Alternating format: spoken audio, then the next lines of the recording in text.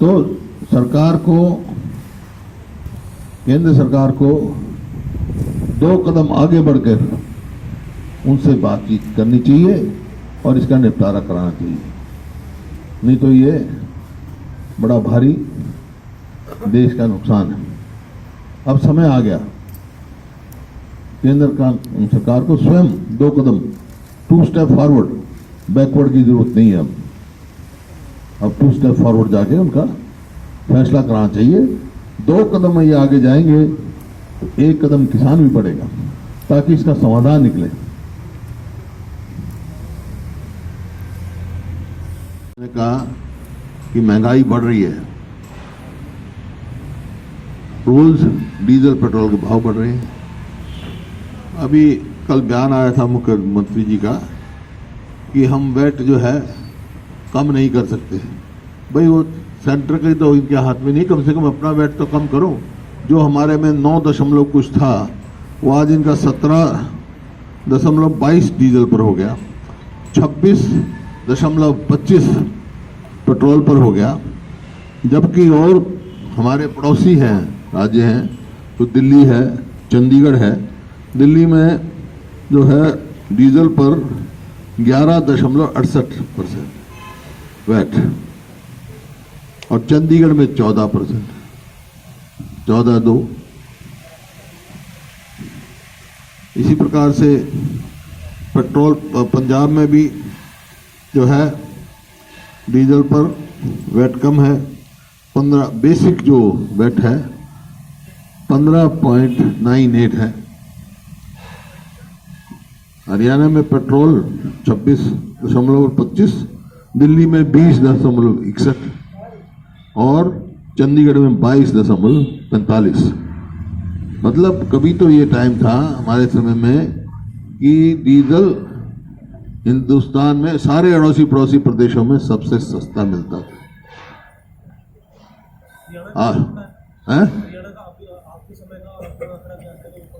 हरियाणा में हमारे समय में जो वैट था डीजल पे वो 9.24 था शायद, अब 17.22 कर दिया, ऑलमोस्ट डबल कर दिया इन्होंने। तो अब इतना बोझ पड़ रहा है, जो महंगाई है वो और ज्यादा बेरोजगारी लाती है, तो इनको तुरंत वापस लेना चाहिए। कोरोना काल रहा है, लोग बेरोजगार रहे हैं, मदद करने की चाहिए और टैक्स पे टैक्स नहीं ठोकना चाहिए इनको, उनकी मदद करनी चाहिए इनको। और ये 15 साल से घटाकर 5 साल की है, इसको तुरंत वापस लेना चाहिए ताकि हरियाणा में जो बेरोजगारी फैली हरियाणियों को उनका हक मिलना चाहिए। और जो इनका जो वायदा था आज Faridabad, Gurgaon, in private company में देखो कि ये कह रहे हैं हरियाणा के 75% लगेंगे, तो अब तो कोई नंबर ही नहीं आएगा 5 साल के 2 साल के बाद। ये बड़ा भारी धोखा होगा, क्योंकि ये तो बेरोजगारी बढ़ाने पे लगे हुए हैं। जैसे ग्राम सचिव की पोस्ट थी, वो एग्जाम हुआ, वो पोस्ट विड्रॉ हो गई, पीजीटी संस्कृत हो गई और अब आज टीजीटी इंग्लिश में कर दी, ये विड्रॉ कर ली। ग्रुप डी में जो स्पोर्ट्स कोटे में 1500 बच्चे लगाए थे वो हटा दिए। इसी प्रकार से स्पोर्ट्स के जो हमने पॉलिसी बनाई थी, पदक लाओ पद पाओ, उसको भी बिल्कुल इन्होंने निरस्त कर दिया। अब आगे स्पोर्ट्समैन अंतर्राष्ट्रीय स्तर का भी स्पोर्ट्समैन होगा, ना तो HCS भर्ती होगा, HCS बन सकेगा, ना HPS बन सकेगा। अब तो वो 2 ही पोस्ट पे जा सकते हैं स्पोर्ट्समैन के लिए, एक तो जूनियर कोच और एक डिप्टी डायरेक्टर। जो डिप्टी डायरेक्टर भर्ती होगा वो डिप्टी डायरेक्टर रिटायर हो जाएगा, वो आगे उसके प्रमोशन के वेन्यू नहीं है।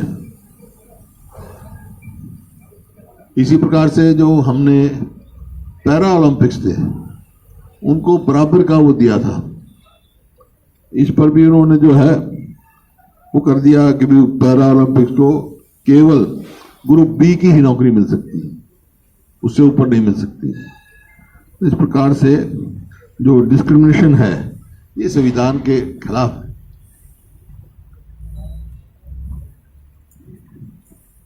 चल रही है उसके हिसाब से बेरोजगारी और तेजी से बढ़ेगी।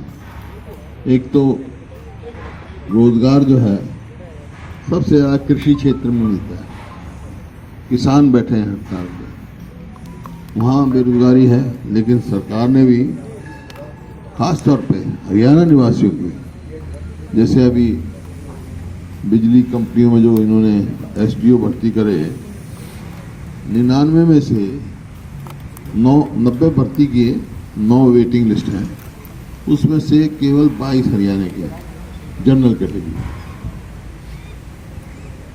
ये कह रहे हैं हम तो 75% जो है हरियाणियों को देंगे।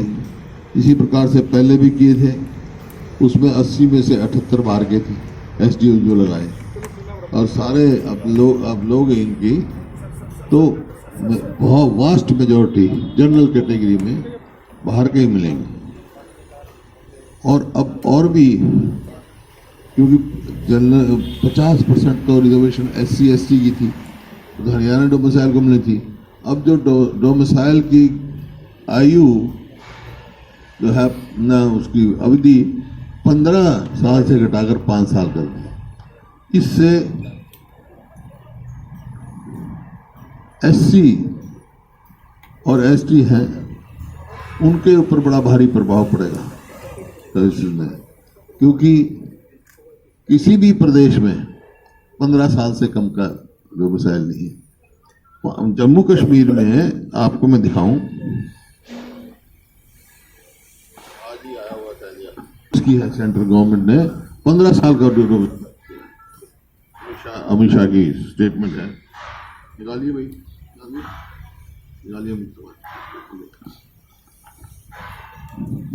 इससे एक तो SC ST भी फर्क पड़ेगा, और जो ये सरकार ने ढकोसला किया था, कानून बनाया था कि प्राइवेट कंपनियों में 75% हरियाणवी होंगे, तो वो कहाँ हो गए? जो 5 साल तो कोई भी रहा तो वो हरियाणवी हो गया क्या? 15 साल रहे तो इसका मतलब हरियाणा के तो को नहीं मिलेगा। तो देखिए अमित शाह ने किया कश्मीर में नया डोमिसाइल नियम का ऐलान। अब 15 साल तक रहने वाला कहलाएगा निवासी।